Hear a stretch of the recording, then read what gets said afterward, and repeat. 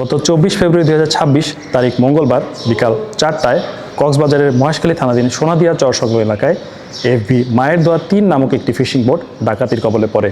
পরবর্তীতে জরুরি সেবা নম্বর 16111 এর মাধ্যমে বিষয়টি সম্পর্কে কোস্টগার্ড অবগত হয়। প্রাপ্ত তথ্যের ভিত্তিতে কোস্টগার্ড স্টেশন কক্সবাজার ও মহেশখালী কর্তৃক উক্ত এলাকায় উদ্ধার অভিযান পরিচালনা করা হয়। অভিযান চলাকালীন আভিযানিক দল একটি সন্দেহজনক ফিশিং বোটকে থামার সংকেত প্রদান করলে বোটটি সংকেত অমান্য করে দ্রুত পালিয়ে যাওয়ার চেষ্টা করে। অতঃপর আভিযানিক দল বোটটিকে থামানোর উদ্দেশ্যে 5 রাউন্ড ফাঁকা গোলা ফায়ার করে এবং ধাওয়া করে আটক করতে সক্ষম হয়।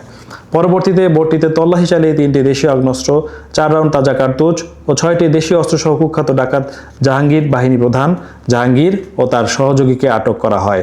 এ সময় ডাকাতের কাছে জিম্মি থাকা বোট সহ 2 জন জেলেকে জীবিত উদ্ধার করা হয়।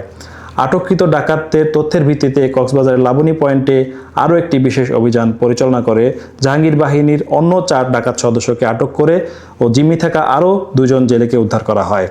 উদ্ধারকৃত জিম্মি থাকা জেলে ও বোট এবং জব্দকৃত আলামত ও আটককৃত ডাকাতদের পরবর্তী আইনানুগ ব্যবস্থা গ্রহণের কার্যক্রম প্রক্রিয়াধীন রয়েছে। কোস্টগার্ড ভবিষ্যতেও এ ধরনের উদ্ধার অভিযান অব্যাহত রাখবে। ডাকাতে 3টা বাজে ধরছে, ধরে আদিন হয়েছে।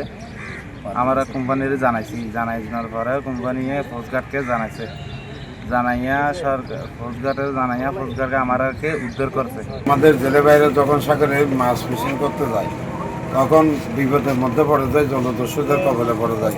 বিশেষ করে সোনাদিয়া, হাতিয়া, কুতুবদিয়া জলদস্যুদের কবলে পড়ে যায়।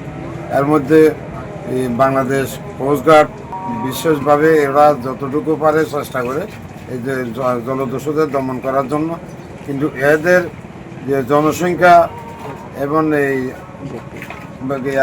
ট্রলার কম থাকার কারণে এরা সর্বাত্মক সহযোগিতা করতে পারতেছে না। আমি অনুরোধ করব যে বাংলাদেশ কোস্টগার্ডের জনসংখ্যা বৃদ্ধি এবং বোটগুলো আছে, ট্রলারগুলো, এগুলো আরও বৃদ্ধি করার জন্য এটাগুলো যদি বৃদ্ধি পায় তাহলে আমাদের জেলে ভাইদের উপকৃত হয়, বিশেষ করে যারা সাগরে মাছ ফিশিং করতে যায়।